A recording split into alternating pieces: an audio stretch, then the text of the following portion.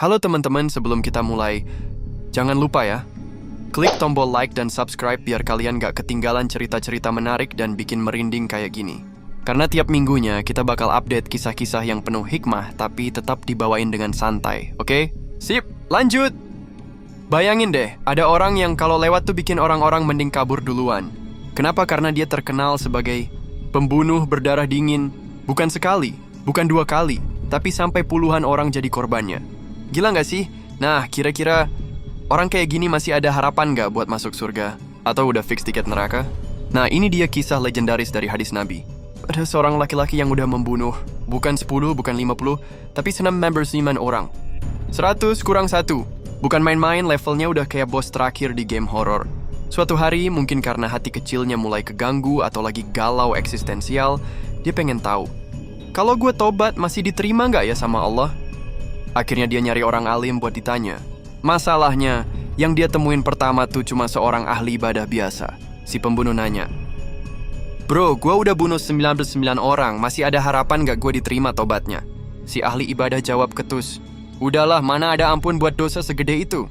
Dan, brak, si ahli ibadah langsung jadi korban ke-100. Waduh, bukannya dapet jawaban, malah nambah dosa.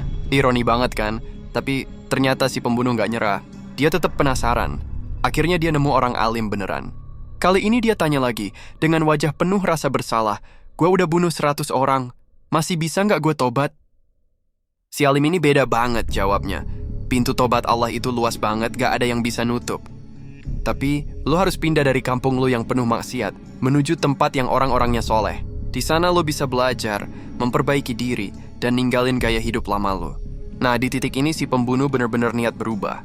Dia langsung berangkat menuju kampung orang-orang soleh itu. Tapi, takdir berkata lain. Belum sempat nyampe, dia keburu meninggal di tengah jalan. Lah terus gimana dong? Diterima taubatnya atau enggak? Nah, disinilah plot twistnya guys. Malaikat rahmat sama malaikat azab sampai debat kusir. Yang satu bilang, dia udah niat bertaubat kok, dia punya hak rahmat Allah. Yang satunya ngeyel, "Lah, dosa dia numpuk kayak gunung, mana bisa segampang itu?" Akhirnya Allah jadi hakim. Dan Allah memerintahkan, ukur jarak mayatnya, lebih dekat ke kampung mana. Ternyata, Allah bikin tubuhnya condong lebih dekat ke kampung orang-orang soleh. Dan boom, malaikat rahmat yang menang, artinya taubatnya diterima. Orang yang bunuh 100 orang malah diampuni. Nah, pelajaran dari kisah ini gokil banget. Pertama, jangan pernah ngeremehin ampunan Allah. Mau dosa lo segede apapun, kalau bener-bener niat tobat, pintunya selalu kebuka. Kedua, jangan salah pilih tempat nongkrong. Serius, lingkungan itu ngaruh banget. Kalau lu pengen jadi lebih baik, ya jangan nongkrong sama geng toksik yang tiap hari ngajakin dosa. Ketiga, jangan gampang ngejudge orang. Yang ahli ibadah tadi malah kena masalah gara-gara ngomong sembarangan. Kadang omongan kita bisa nentuin hidup mati seseorang loh. Jadi, buat kita semua, jangan pernah ngerasa udah telat buat berubah. Karena siapa tahu satu langkah kita menuju kebaikan, nah, bisa jadi tiket buat nyelamatin kita di akhirat.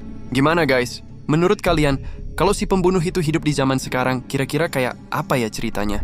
Coba tulis di kolom komentar deh, biar rame-rame kita diskusi. Dan jangan lupa klik like, subscribe, dan nyalain lonceng notifikasinya.